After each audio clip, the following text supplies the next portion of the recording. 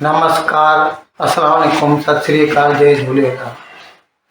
मैं हूं जी प्रेम मटवानी और आप देख रहे हैं हालात हाजरा का प्रोग्राम। हकीकत ये है, इब्तदा में आपसे दरख्वास्त है, चैनल ज़रूर सब्सक्राइब करें। दोस्तों, आजकल पूरी दुनिया तकरीबन मंदी के दौर से गुजर रही है और ज़ाहिर है इसके जो अवामिल हैं, जो असबाब हैं, वजूहात हैं, वो सब दिखाई पड़ते हैं। 2020 में कोरोना हुआ, फिर 2022 में कोरोना से थोड़ी जान छूटी तो फिर यूक्रेन की जंग शुरू हो गई।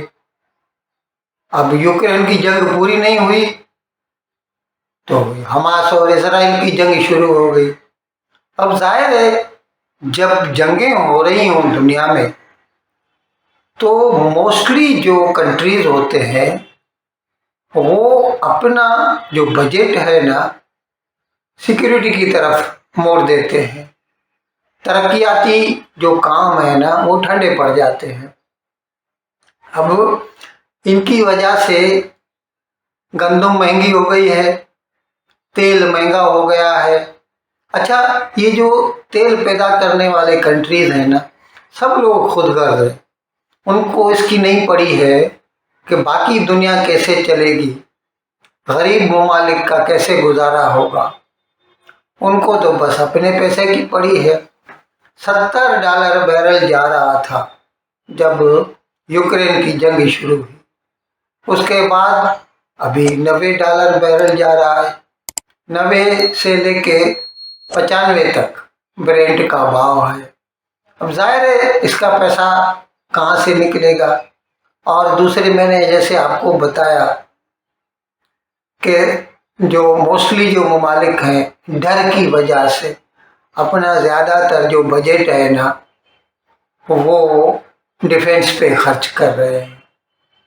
लेकिन शुक्र है हिंदुस्तान की जो पोजीशन है वो एक किस्म से वो, मैंने क्रिस्टीना जॉर्जिवा जो है ये IMF की जो चीफ हैं उन्होंने कहा था कि India is the bright spot. पूरी दुनिया में जैसे अंधेरे के बादल छाए हुए हैं, ऐसे में भारत जो है एक दरख्शां मिसाल है।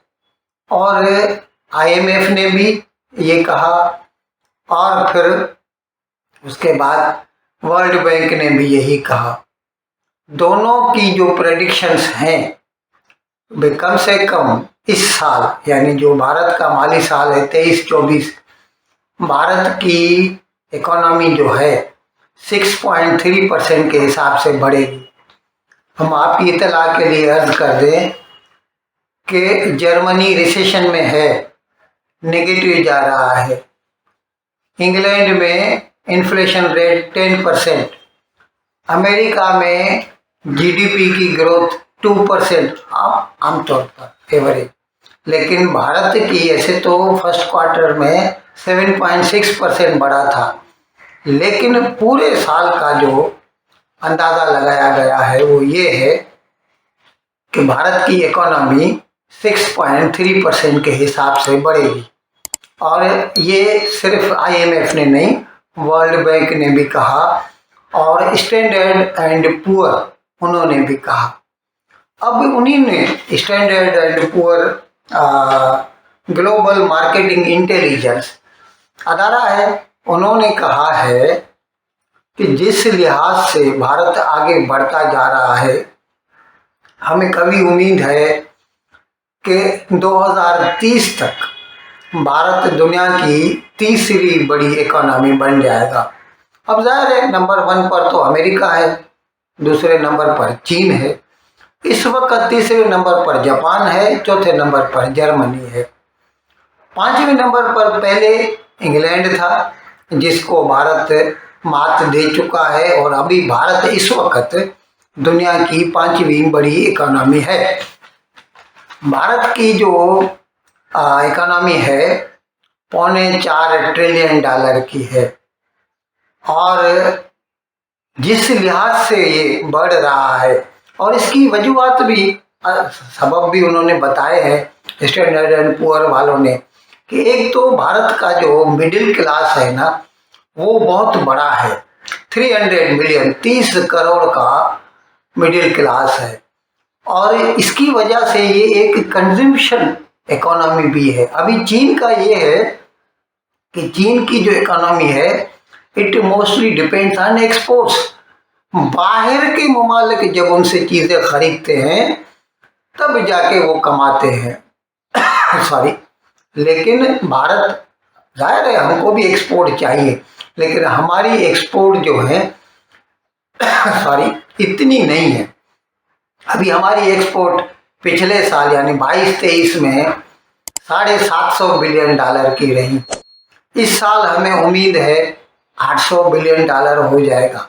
और ये आपकी इत्तला के लिए अर्ज कर दूं कि भारत की जो एक्सपोर्ट्स है उसमें कमोडिटी के बदले में अभी जो सर्विसेज है उसका जो हिस्सा है वो बढ़ता चला जा रहा है। पिछले साल कमोडिटी का $400 बिलियन था, सर्विसेज का 350।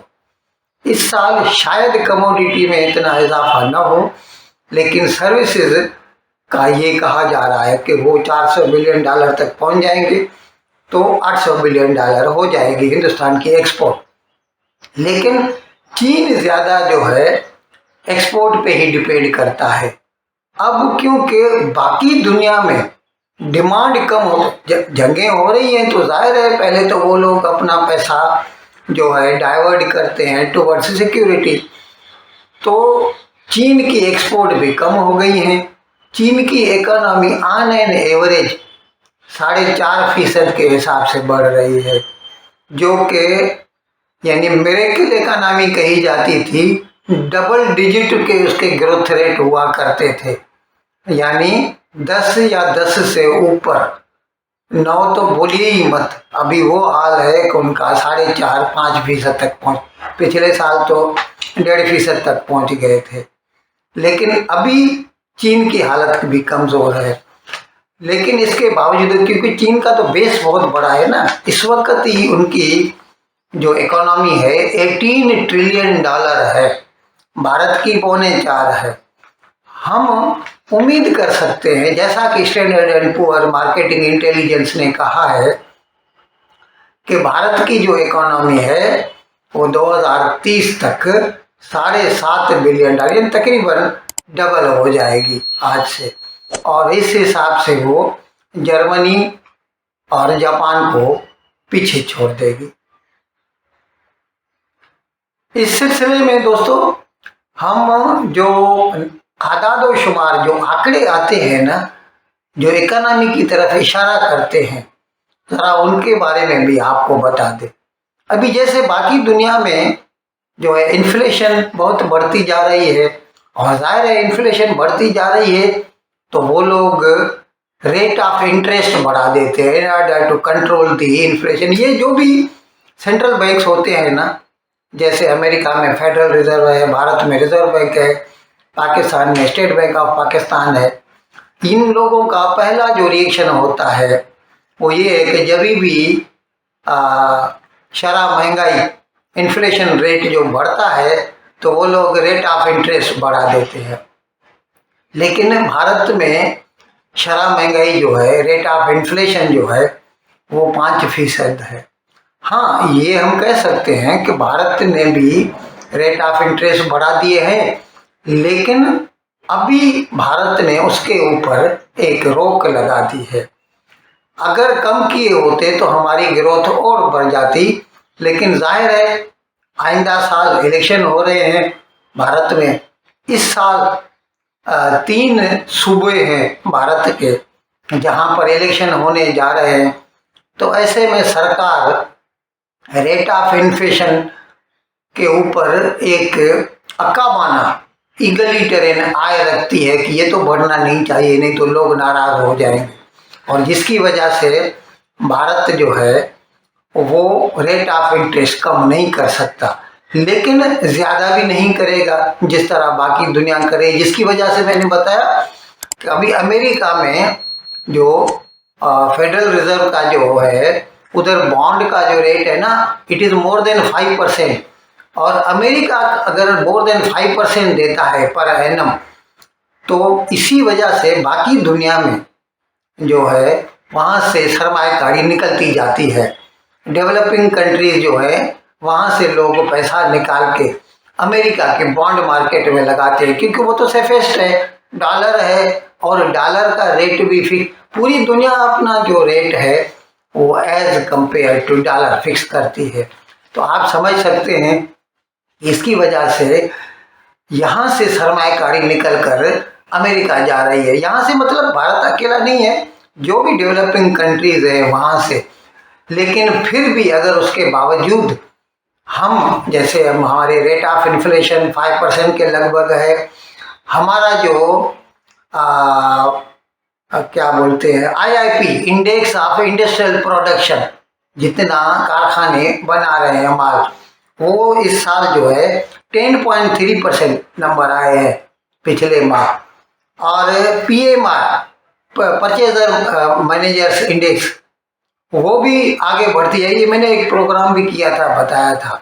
तो ये जो भी इंडिकेटर्स हैं, जो आंकड़े हैं, वो इस तरफ इशारा करते हैं कि India is standing on solid ground, strong ground, और इंडिया की इकोनॉमी बढ़ेगी ही बढ़ेगी, बारिंग एनी अनफोर्सिन सर्कमस्टेंसेस। खुदा न करे कोई नजर बद लगाए। इन अल्फाज के साथ मैं आज का प्रोग्राम ख़त्म करने की आपसे इजाज़त चाहता हूँ, लेकिन इसके साथ साथ आपसे ये भी दरख्वास्त करता चलूँ, जिन साहब ने अब तक हमारे इस चैनल को सब्सक्राइब नहीं किया, हज़राए करम इसको जल्द से जल्द सब्सक्राइब करें, प्रोग्राम को लाइक करें, शेयर करें, और घंटी का बटन दबाना न भूलें। बहुत बहुत शुक्रिया। खुदा हाफिज़।